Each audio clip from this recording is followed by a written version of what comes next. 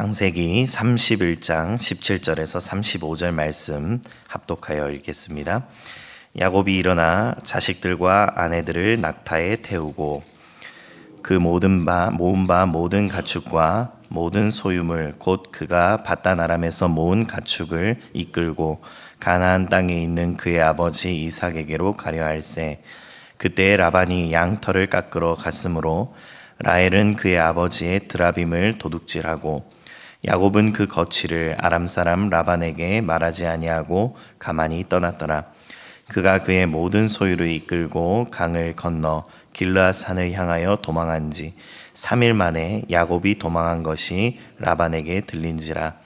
라반이 그의 형제를 거느리고 7일 길을 쫓아가 길르앗 산에서 그에게 이르렀더니 밤에 하나님이 아람 사람 라반에게 현몽하여 이르시되 너는 삼가 야곱에게 선악간에 말하지 말라 하셨더라.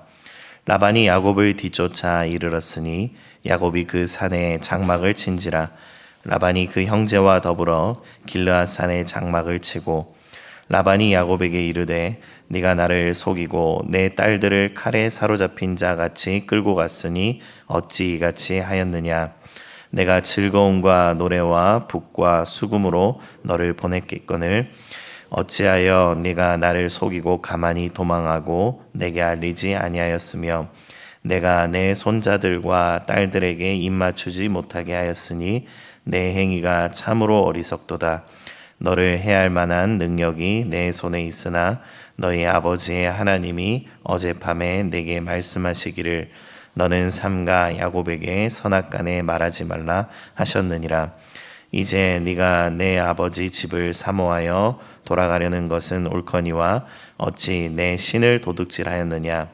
야곱이 라반에게 대답하여 이르되 내가 생각하기를 외삼촌이 외삼촌의 딸들을 내게서 억지로 빼앗으리라 하여 두려워하였음이니이다. 외삼촌의 신을 누구에게서 찾든지 그는 살지 못할 것이요 우리 형제들 앞에서 무엇이든지 외삼촌의 것이 발견되거든 외삼촌에게로 가져가소서 하니 야곱은 라헬이 그것을 도둑질한 줄을 알지 못함이었더라.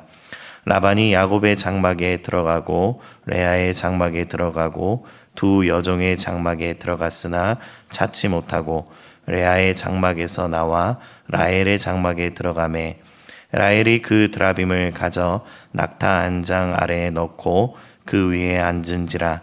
라반이 그 장막에서 찾다가 찾아내지 못하매 라헬이 그의 아버지에게 이르되 마침 생리가 있어 일어나서 영접할 수 없사오니 내 주는 노하지 마소서 하니라.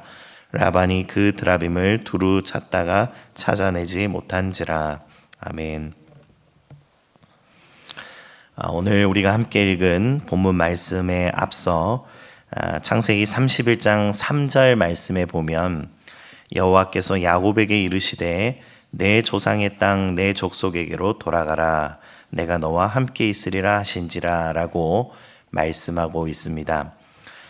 야곱은 이 말씀을 붙들고 하나님의 말씀에 어쩌면 순종하며 가족과 재산을 이끌고 라반의 집을 떠났습니다. 그러나 그의 떠남은 당당한 귀환이 아니라 도망에 가까웠습니다. 야곱은 라반에게 알리지 않고 떠났고 그 사이에 라헬은 아버지의 드라빔을 훔칩니다. 라반은 뒤늦게 이 사실을 알고 야곱을 집요하게 추격합니다. 그러나 그 사이에 하나님께서 개입하셔서 그가 야곱을 해치지 못하게 하십니다. 결국 라반은 야곱의 장막을 샅샅이 뒤지지만 이 자신의 딸 라헬의 거짓말에 속아서 아무것도 발견하지 못합니다. 오늘 본문은 우리에게 하나님의 인도하심 속에서도 여전히 불완전한 우리 인간의 모습을 적나라하게 드러낸다라고 말할 수 있겠습니다. 성도 여러분, 순종의 길에서도 여전히 흔들리는 사람들을 먼저 보게 됩니다. 20절 말씀을 한번 보십시오. 야곱은 그 거취를 아람 사람 라반에게 말하지 아니하고 가만히 떠났더라 라고 말합니다. 또 21절 말씀에 보면 그가 그의 모든 소유를 이끌고 강을 건너 길르앗산을 향하여 도망한지라라고 기록하고 있습니다. 오늘 우리가 읽은 이 개역개정 성경에서는 좀 점잖게 표현을 하고 있습니다. 그가 말하지 아니하고 가만히 떠났더라. 그런데 이 야곱의 여정을 두 단어로 설명하자면 그 두 단어는 하나는 속임수요, 또 하나는 도망침이었다라고 말할 수 있습니다. 야곱은 지금 순종의 여정을 걷고 있습니다. 그러나 그 순종의 여정은 속임수와 도망침으로 점철된 양식이었습니다. 그는 여전히 사람을 속이고 상황을 피해 움직이는 그의 아주 익숙한 방식을 버리지 못하고 있음을 보게 됩니다. 그래서 생각해 보면 이 야곱의 인생은 늘 도망의 연속이었습니다. 그는 형 에서를 피해서 도망쳤던 인생이었습니다. 그런데 한참이 지났지만 이제는 또 삼촌 라반을 피해서 도망치는 인생으로 이어지고 있습니다. 여러분, 왜 그의 인생이 이토록 속임수와 도망침의 인생으로 이어지고 있는 것입니까? 그것은 그가 하나님의 약속을 받았음에도 불구하고 여전히 하나님을 온전하게 신뢰하지 못하고 하나님의 주도권을 인정하고 있지 않기 때문입니다.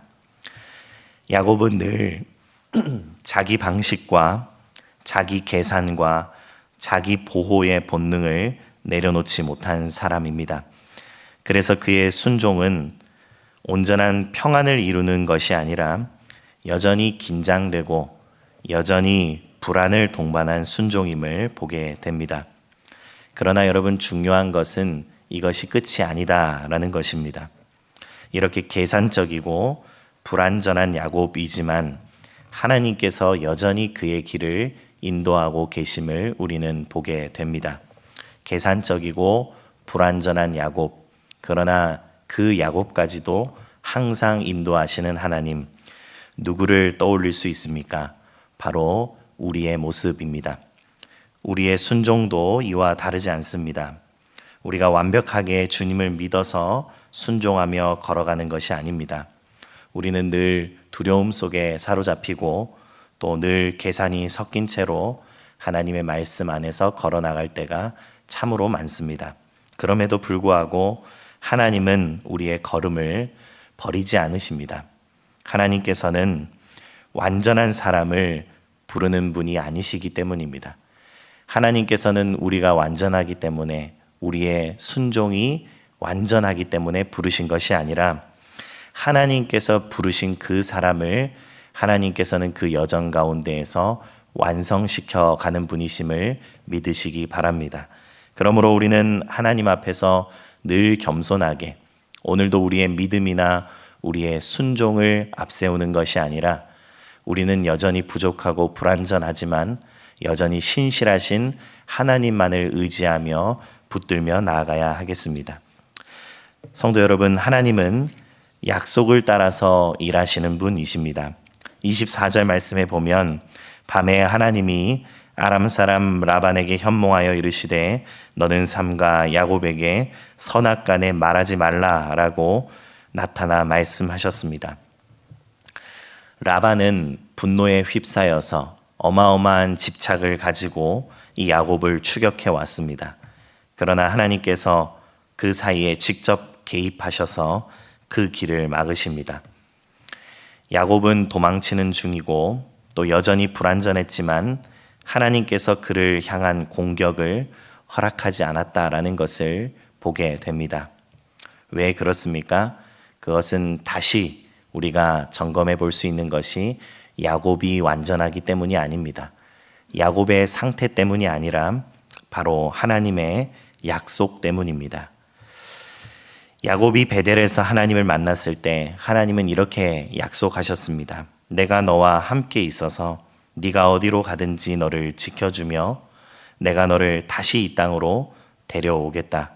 내가 내게 약속한 것을 다 이루기까지 내가 너를 떠나지 않겠다 말씀하셨습니다. 사랑하는 여러분, 내가 약속을 이루기까지 너를 절대로 떠나지 않는다. 베델에서 야곱에 하신 약속, 그 약속이 바로 저와 여러분들에게 지금도 주신 약속의 말씀인 줄 믿으시기 바랍니다. 여러분, 오늘 하나님께서 나타나셔서 이 라반의 공격을 막으시고 야곱을 지키신 사건은 이 약속이 실제로 이루어지는 순간입니다. 야곱은 계속해서 흔들립니다. 그러나 하나님께서는, 우리 주 하나님께서는 흔들리지 않는 분이심을 믿으시기 바랍니다. 야곱은 여전히 계산합니다. 그는 철저하게 계산하며 나아갑니다. 그러나 하나님께서는 계산하는 분이 아니라 약속하신 대로 일하시는 분이심을 믿으시기 바랍니다. 우리의 삶도 마찬가지입니다. 우리의 신앙이 때로 흔들리고 우리의 선택은 너무나 미숙하지만 하나님의 약속이 변하지 않기 때문에 우리는 절대로 망할 수 없습니다. 우리의 인생을 붙들고 가는 힘은 우리의 믿음이 아님을 기억하시기 바랍니다. 우리의 믿음이 좋아서 우리의 인생을 지탱하는 것이 아니라 하나님께서 신실하시기 때문에 우리의 인생이 실패하지 않음을 믿으셔야 합니다. 우리의 믿음은 우리 안에서 나오는 것이 아니라 하나님의 약속, 하나님의 신실하심으로부터 흘러나오는 것임을 믿으시기 바랍니다. 이 이야기 한가운데에 중요한 사건 하나가 끼어 있습니다. 바로 라헬이 아버지의 드라빔을 훔친 사건입니다. 이 드라빔이라는 것은 단순한 물건이 아니라 이것은 가문의 신앙이고 또 가문의 질서이고 이 가문의 삶을 지탱해주는 기반과 같은 것이다 라고 말할 수 있습니다.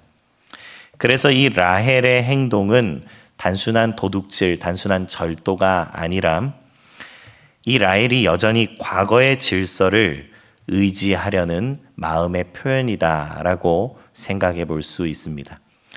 라헬은 지금 야곱을 따라 하나님이 말씀하신 그 말씀에 순종하며 약속의 여정을 떠나고 있습니다. 그러나 라헬은 드라빔을 가져감으로써 여전히 과거의 질서를 의지하려고 합니다. 야곱의 가족은 지금 하나님의 약속을 따라 그 길 위에 서 있는데 하나님의 약속이라는 것은 눈에 보이지 않는 것입니다.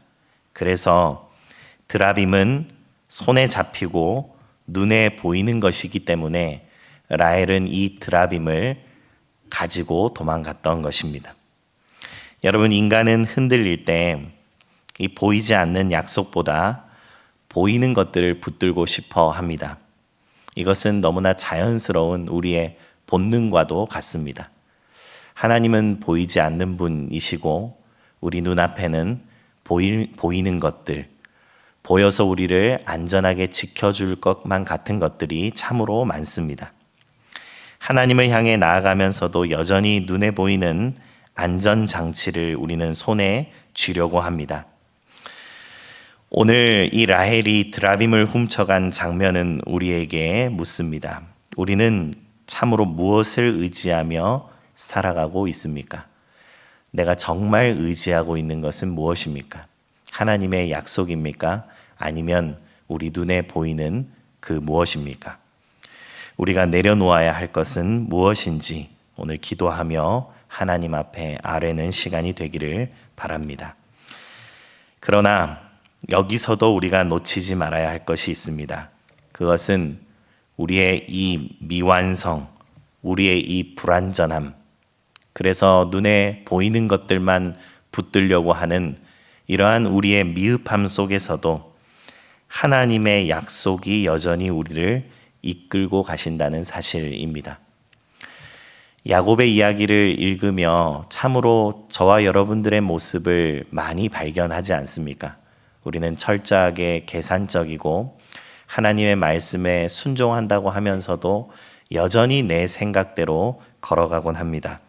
그럼에도 불구하고 우리가 지금까지 걸어올 수 있었던 것은, 그리고 앞으로도 우리가 하나님의 말씀 안에서 걸어갈 수 있는 것은 오직 하나님의 은혜이고 또 하나님의 신실하신 약속 덕분임을 믿으시기 바랍니다. 그래서 오늘도 기도하며 하나님의 신실하심을 붙들고 하나님의 약속을 붙들고 감사하고 감격하고 찬송하고 하나님께 온전하게 예배드리며 주께만 영광 올려드리는 저와 여러분들 되기를 간절히 축복합니다. 제가 기도하겠습니다. 하나님 아버지, 하나님의 말씀에 순종한다고 하면서도 주님의 말씀을 붙들고 살아간다고 하면서도 우리는 여전히 속임수와 계산과 자기 보호와 나의 방식으로 이 모든 것들을 해나가려고 합니다.